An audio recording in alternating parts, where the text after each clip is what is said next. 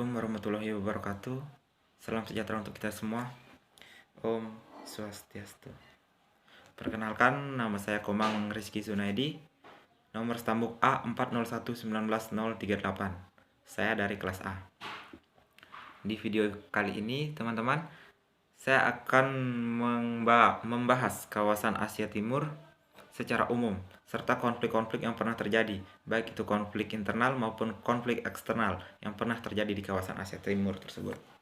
Di sini saya sudah memiliki peta kawasan Asia Timur, di mana luas wilayah keseluruhan kawasan Asia Timur ini sekitar 11,8 juta kilometer persegi, dengan jumlah penduduk sekitar 1.623.858.200 jiwa.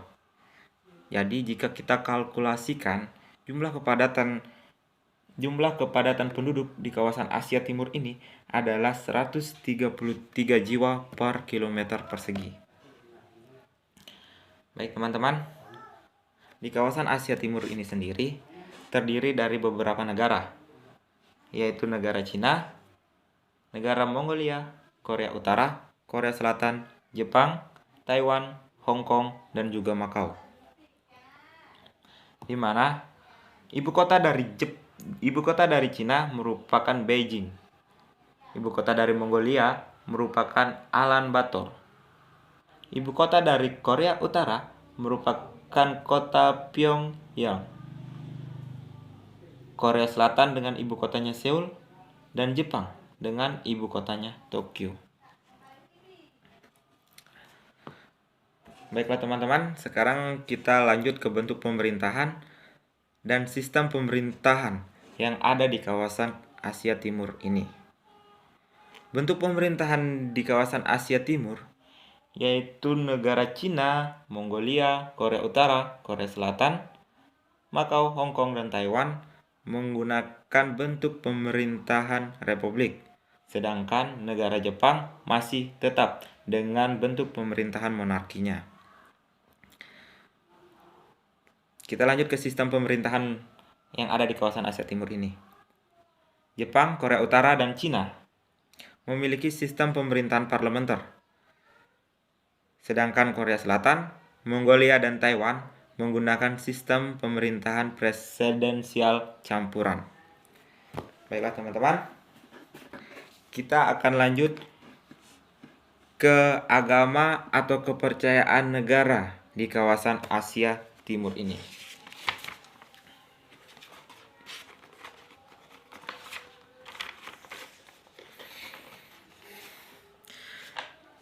Di kawasan Asia Timur, mayoritas penduduknya menganut paham ateis dan agnostis. Apa itu ateis dan agnostis? Ateis atau agnostik merupakan kepercayaan atau tidak beragama.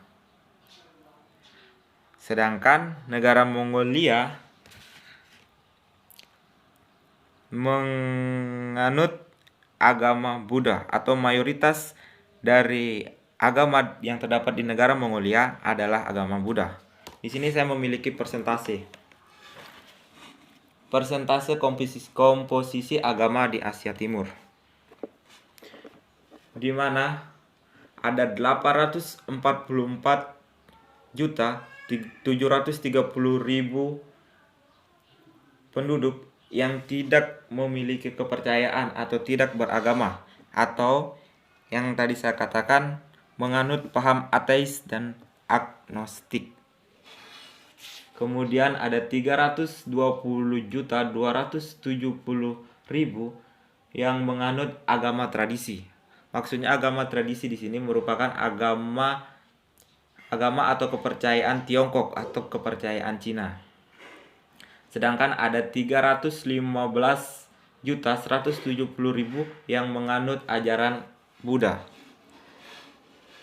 92.680.000 menganut ajaran Kristen, 28.665.500 menganut ajaran Islam. Dan agama lainnya ada 22.215.500 jiwa. Tahukah teman-teman Di kawasan Asia Timur merupakan kawasan yang maju serta yang paling berkembang di antara kawasan-kawasan Asia lainnya. Bukan karena sumber daya alam di kawasan ini yang melimpah, melainkan karena sumber daya manusianya yang mampu mengelola dengan baik, baik itu sumber daya alam maupun sumber-sumber lainnya. Terutama di sini dalam bidang industri. Di sini saya menampilkan gambar industri mobil. Industri mobil ini merupakan industri yang terjadi di Jepang atau di negara Jepang. Seperti yang kita ketahui bersama, negara Jepang memiliki tingkat sumber daya manusianya yang tinggi. Karena itulah, negara-negara di kawasan Asia Timur merupakan negara-negara maju dan berkembang. Selain industri mobil yang terdapat di Jepang, kawasan Asia Timur memiliki industri-industri menarik lainnya, seperti industri film, industri musik yang ada di Korea Selatan, yang menjadi daya tarik tersendiri, yang memiliki banyak penggemar, baik itu dari kawasan Asia maupun dari kawasan-kawasan lainnya.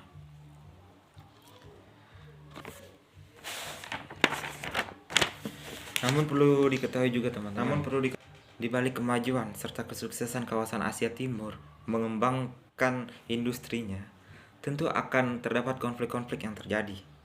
Baik itu konflik internal antara kawasan Asia Timur maupun konflik eksternal.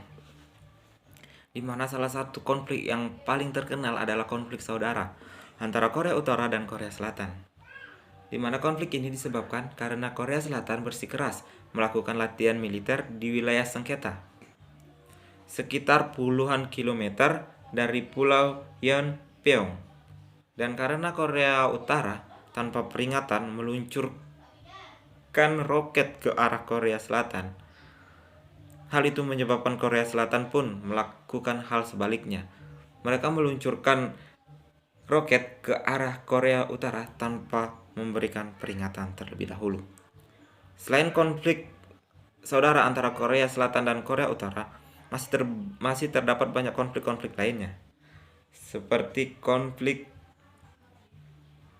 antara Cina dan Taiwan, konflik kepemilikan Takeshima antara Jepang dan Korea Selatan, konflik antara etnis Uighur dan etnis Han pemerintahan Cina, dan konflik Jepang dan Cina, serta konflik-konflik lainnya. Baiklah teman-teman, mungkin hanya itu penjelasan saya mengenai materi kawasan Asia Timur. Jika ada salah kata atau penjelasan yang saya sampaikan keliru, saya mohon maaf dan mohon dikoreksi. Terima kasih dan Om Santi Santi Santi.